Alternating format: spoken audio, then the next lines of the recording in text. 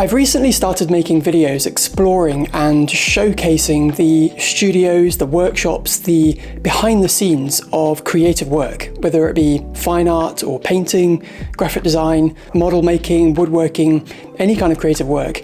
As a professional artist myself, whilst I love seeing the finished product of people's creative efforts, I equally, if not more, enjoy seeing the process of that creative work being made and the space in which it's being made. So in today's video, I want to highlight one of my favorite and certainly less well-known Japanese artists called Daisuke Tajima. And he's known for creating these very large, meticulous, hyper-detailed city skyscraper drawings. And as someone who tends to gravitate towards a more meticulous and structured and careful approach to my own artwork, I was immediately drawn to and fascinated by Tajima's work, and more specifically wanted to see his studio, or the kind of setup that facilitates the production of this kind of work.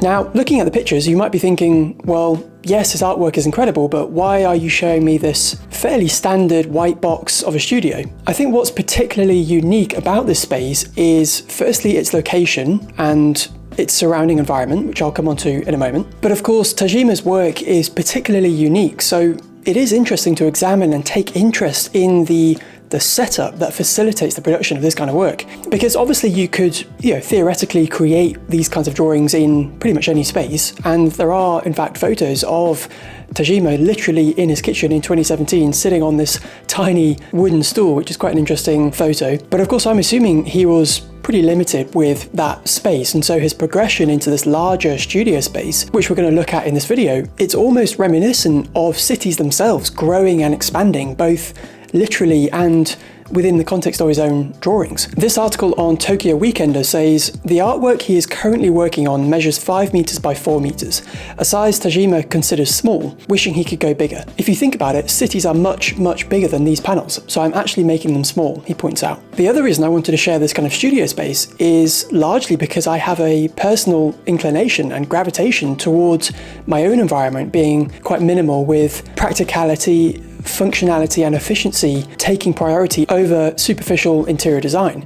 And because I have that inclination, I enjoy seeing other people also engage in that way of living and thinking. And so Tajima's studio is just an excellent example of that, and hopefully you guys can resonate. His work is very interesting because his studio is located in a fairly remote part of the Nara prefecture in Japan. The article on Tokyo Weekender says, this land of millennia-old wooden temples and hundreds of tame bowing deer will sound like a Ghibli-esque fairy tale to many, beautiful and unreal. But it's the ordinary world where Tajima grew up. For him, conversely, the land of fantasy was a concrete maze of skyscrapers reaching for the heavens like those shown in his favourite animated works, namely Akira and Ghost in the Shell. That was a different world I could not experience, Tajima explains, and only when I was a bit older did I realise these urban spaces are real and exist elsewhere. Tajima subsequently started spending as much time as possible travelling to that elsewhere. Those concrete and glass jungles are the source of his unending inspiration as he rebuilds and rearranges his memories while cooped up in his studio in rural Nara without meeting a soul. So there's just a really interesting dynamic that Tajima has between his studio, his surrounding environment, and his relationship with the large cities that we see in Japan. What's particularly interesting is that his studio prioritizes functionality and efficiency and order to some degree, with the white walls and the steel structures inside. It's very different to a lot of contemporary designers or illustrators who tend to have a lot of decoration in their studio, a lot of things on the walls, inspiration, art prints, a lot of color. But of course, in Tajima's case, his studio is there to primarily and solely facilitate the production of his work, which I'll talk about in a minute. But his work and his studio are almost a form of escapism from his normal outside environment, not necessarily because his outside world is unpleasant, far from it, but because the unpredictability in the world of nature and the natural Japanese landscapes around him goes against Tajima's very structured and uniform cityscape compositions. I'm sure Tajima enjoys the picturesque Japanese surrounding landscapes and villages just as much as anyone, but in order to effectively and productively produce his work, I imagine that he needs to make some sort of division or disconnection between the outside world and his studio space, which probably explains why his studio looks the way it does. The article goes on to say, "I build buildings inside panels and canvases," he says, and shows me the actual scaffolding he uses daily to draw his cityscapes. I thought this was interesting because just on a practical level, I'd imagine having to use literal scaffolding in your studio to access parts of your canvas would be quite annoying and probably uncomfortable at times. If you've ever done very meticulous, detailed creative work, you'll know that your posture and how comfortable your chair is are extremely important. I sometimes do quite detailed miniature painting, and even after just an hour of doing that, my back and neck are pretty sore and stiff. So it would be really interesting to know how he deals with that whilst having to use scaffolding to access the larger canvases that he uses.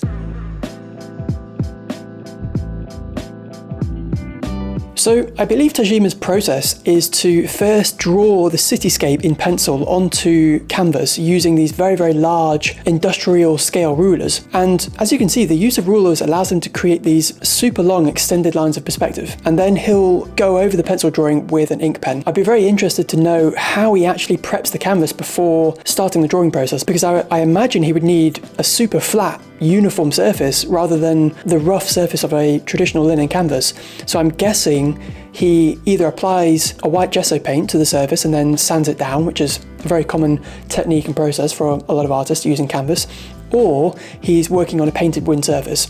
I'm not entirely sure which one he does, but again, it would be interesting to know. I'm halfway through editing this video, but I've just discovered a bunch of videos showing Tajima applying white paper to wooden board instead of using linen canvas or painting the surface with gesso or any other paint. It looks like he then applies water or some sort of solution to fold or stretch the paper over the board. So I just wanted to add this in here in case you were curious.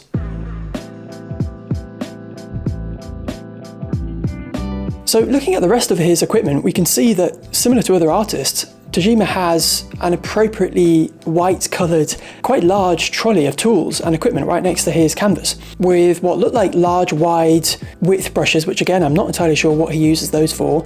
There's obviously some spare ink bottles, there is an iPhone or an iPad stand for probably looking at reference photos, and there's also a series of spray bottles there, which I'm not entirely sure what they're used for. So a lot of questions I have about Tajima's studio. They could contain a solution that prevents the graphite pencil drawing from smudging as he applies the ink drawing. That could be a possibility. Contents aside, this is just another great example of what we call first order retrievability, which I've talked about before, but if you're not familiar with this, it's essentially having all of your most important and regularly used equipment out in the open and easy and quick to access, which is particularly important with this kind of work because it probably requires a significant amount of focus and concentration. And if you're constantly having to go look for a piece of equipment or even having to walk to the other side of the studio to grab something, that can very easily break the flow of concentration. So even though Tajima has this pretty large studio space, he's probably only using a small amount of it whilst actually producing his work. We can see that he has this extra table further away from the main canvas that he's working on, which is what we could call second order retrievability. So it's the items, the equipment that he probably uses on a daily basis, but not on an hourly basis or a minute-to-minute basis. Again, what's important to observe here is that it's not a closed cupboard in the corner of a room. It's a large table with everything out in the open, okay? So he's reducing any points of friction between him and the production of his artwork, which is for a lot of people, including myself a lot of the time, is having your creative equipment packed away, right? Even I personally have my own camera setup here and the microphone pretty much permanently set up and ready to go because I know that if it was packed away and in a cupboard somewhere or in a different room, I'd be much less likely to sit down and make these videos. So it's really important to make sure that your equipment doesn't get in the way of you creating your art. Aside from the pens and pencils, his tools are similar to those of construction workers, and the time to finish one artwork is not too far off from the time needed to build a skyscraper. One of these panels takes me roughly 2 years to finish, Tajima says. His schedule is simple. do art in the studio from morning to evening, 365 days a year. So it would definitely be interesting to know more about his schedule and actually how many hours a day he's working on these pieces. You might think it would be quite difficult to